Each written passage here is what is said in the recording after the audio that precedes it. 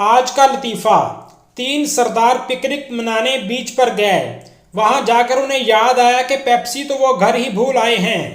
तय ये हुआ कि सबसे छोटा सरदार बोतल लेने जाएगा। तब तक कोई भी समोसों को हाथ नहीं लगाएगा। छोटा सरदार चला गया और बाकी दो सरदार उसका इंतजार करने लगे। छोटे सरदार को गए हुए 2 घंटे गुजर गए, लेकिन वो ना आया।